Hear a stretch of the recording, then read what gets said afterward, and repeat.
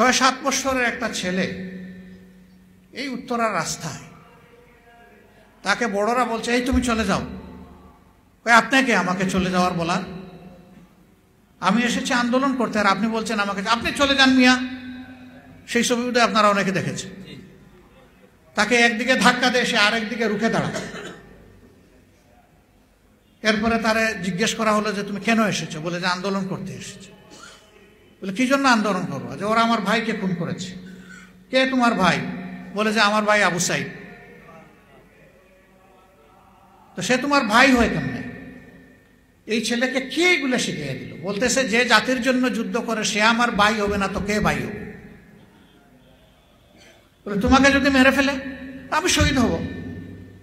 তোমার মা বাবা কাঁদবে না? কয় না, কাঁদবে না। কেন কাঁদবে না? কয় আমি বলে এসেছি আমি জাতির জন্য লড়তে যাচ্ছি, আমি মরে গেলে তোমরা কেঁদো না। আলহামদুলিল্লাহ, এটাই ছিল আমাদের জাতির চেতনা। কেন এত বেশি এরা জুলুম জাতিটার উপর করেছিল যে শিশু, আবাল, বৃদ্ধ, বনিতা সবাই ছিল অতিষ্ঠ এবং ক্ষিপ্ত। তাই তারা মনের ঝাল মিটিয়ে মানুষগুলোকে খুন করেছে। কয়দিন হলো ভাই? মাত্র 4 মাস, 3 দিন বা 4 দিন। এই সময়ের ভিতরে এরা মিথ্যাচার শুরু করে দিয়েছে। বলতেছে না তারা খুন করে নাই, এইগুলা বরঞ্চ যারা আন্দোলন করেছে আন্দোলনের লোকেরাই খুন করেছে।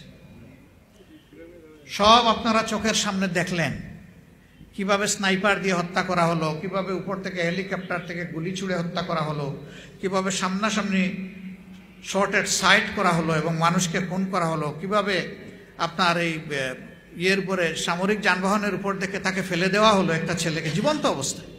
এই সব আপনাদের চোখের সামনে। এখন বলতেছে তারা মারে নাই, তা মারলোটা কি? তারা কি মানুষকে এতটাই বোকা মনে করে? এখন তো হাজার ক্যামেরা চতুর্দিক থেকে চমকে উঠে, ফ্লাশ করে উঠে। এখন ট্রেডিশনাল ক্যামেরাও লাগে না, সবার পকেটে এবং হাতে ক্যামেরা। তারা এগুলাকেও মিথ্যা প্রমাণিত করার চেষ্টা করছে। কেন?